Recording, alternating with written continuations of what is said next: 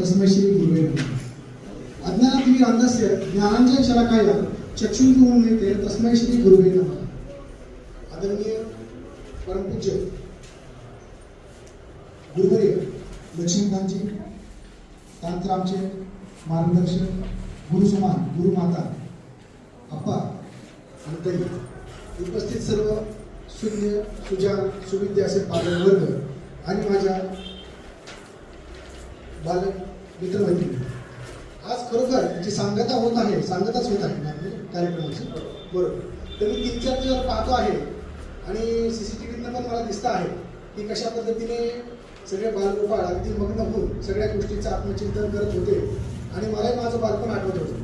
पण खरोखर मला असं वाटतं की हा हॉल ज्यावेळेस आपण येतात त्याचवेळी सत्य, जसं म्हणतो ना आपण की सन्मार्गाला लागतं. आपण जे ते तपश्चर्या करता, जे काही इथे आपण नामस्मरण करता, जे आपण इथे विद्याग्रहण करता, त्यावेळेस काय होतं की ते प्रकारचा ऑरा निर्माण होतो आणि त्या ऑरामधून आमच्यावर जे काही येणारे संकट असतात ते आपोआप निघून जातात किंवा आमची इथली सात्विक गोष्टी वाढल्यामुळे आज आम्हाला बराच त्याचा फायदा झालेला आहे.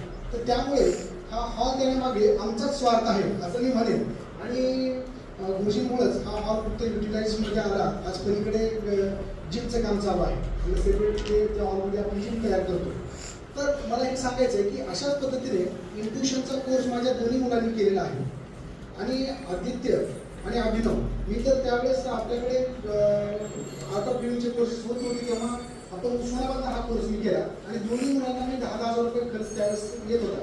बहुतेक मला असं वाटतं की आता ह्या कोर्सची फी 25,000 व्हायला पाहिजे. त्या मनाला जर विचार केला तर जे काही 7-8 वर्षाखाली त्यावेळेस तेवढी फी होती, पण त्या मनाने ती फी कमी केली आहे का आपण जनसामान्यांना सुद्धा अशा प्रकारचे मला कौतुक ह्या गोष्टीचं वाटतं की स्वामी विवेकानंद जसं म्हणतात की एक मला 100 असे सुसंस्कारी व्यक्तिमत्व द्या की मी हे संपूर्ण जग बदले, कमीत कमी देश तरी बदले.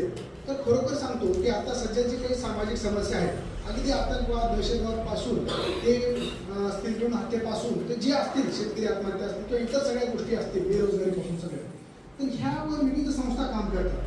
पण ह्या जर बेसिक विचार केला आणि जर बालसंस्कार हे सर्वश्रेष्ठ कार्य आहे, जर ते बालसंस्कार जर केले तर हे जे काही बालक आहेत जे 15 वर्षानंतर जे काही स्वतःला, कुटुंबाला, समाजाला आणि पर्यायी राष्ट्राला घडवणारे आहेत, तर त्यांचा बेस घडवण्याचं कार्य खरोखर आपण एक अशा माध्यमातून करतात एक प्रकारची समाजसेवा, पर्यायी राष्ट्रसेवा, देशसेवाच आहे असं मला म्हणायचं. मी ह्याच सांगेन की माझा मुलगा ज्यावेळेस आम्ही केला त्याचा फायदा मला झाला नाही, एक सांगायचं. तर माझा मुलगा जो आदित्य आहे तो मागच्या वर्षी पहिल्याच प्रयत्नामध्ये पहिल्याच